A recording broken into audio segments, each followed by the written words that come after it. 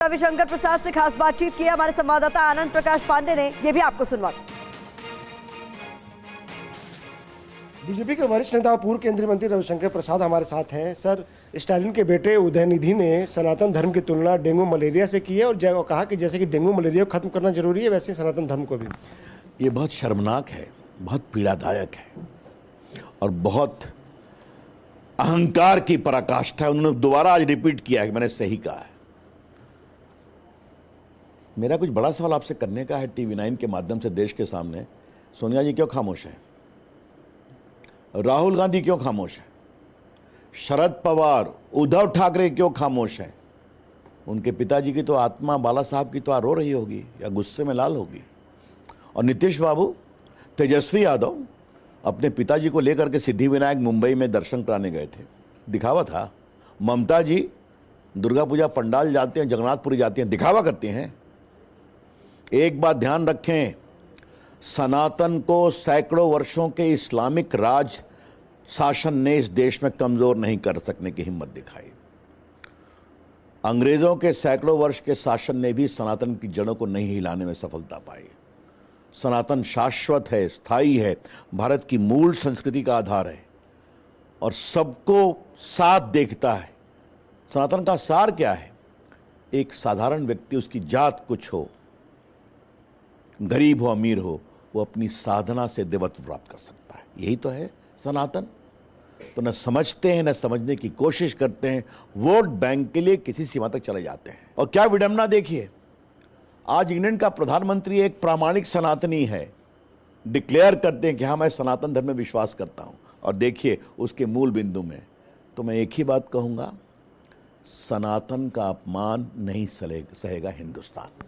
Sir, Udhayanidhi के बयान की किसी बड़े नेता ने खंडन नहीं किया, जो उनका जो गठबंधन है, लेकिन जो पी चिदम्बरम के बेटे हैं कार्ति चिदम्बरम, वो तो उसका समर्थन कर रहे हैं। अब ऐसा है, उसके बारे में मैं क्या बोलूं? भ्रष्टाचार में वो ट्रायल फेस कर रहे हैं, छोड़ दीजिए। मैं सवाल उनके पिताजी से भी नहीं पूछूंगा, चिदम्बरम जी से। मेरा सवाल है सोनिया गांधी से, राहुल गांधी जी से, खड़गे जी से। कुछ जवाब देंगे आप? और नहीं देंगे तो आप भी सनातन विरोधियों की श्रेणी में खड़े होंगे और देश में आपको पूरा एक्सपोज करेंगे। और मुझे मालूम है आप कुछ नहीं बोलेंगे।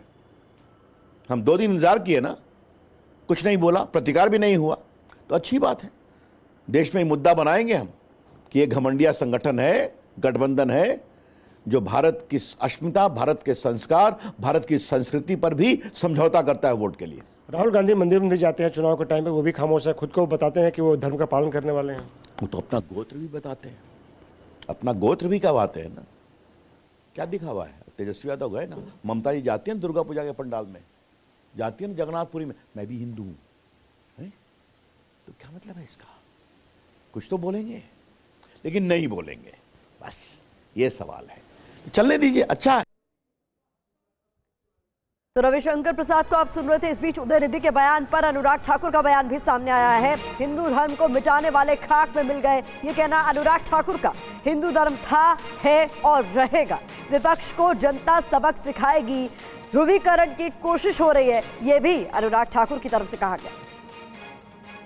सनातन को कुचलने की हसरत वाले कितने ही खाक हो गए, हिंदुओं को मिटाने के ख्वाब पाले कितने ही राख हो गए। सुनो घमंडिया गठबंधन के घमंडियों, तुम और तुम्हारे मित्र रहे ना रहे, सनातन था, सनातन है और सनातन रहेगा। ये बार बार प्रयास घमंडिया गठबंधन के एक के बाद दूसरे नेता ने किया है। रामनामी का जुलूस अगर बंगाल में निकलता है तो बम और गोली चलाई जाती है। बिहार में रामायण पर और मां सीता पर अपशब्द कहने वाले और यूपी में ये घमंडिया गठबंधन के नेता नहीं थकते। ये राजनीति के लिए इतना नीचे गिर जाएंगे कि सनातन धर्म को खत्म करने की बात करेंगे, हिंदुओं को कुचलने की बात करेंगे, हिंदू आतंकवाद की बात कहेंगे। ये दिखाता है कि ये ध्रुवीकरण करके राजनीतिक लाभ उठाना चाहते हैं।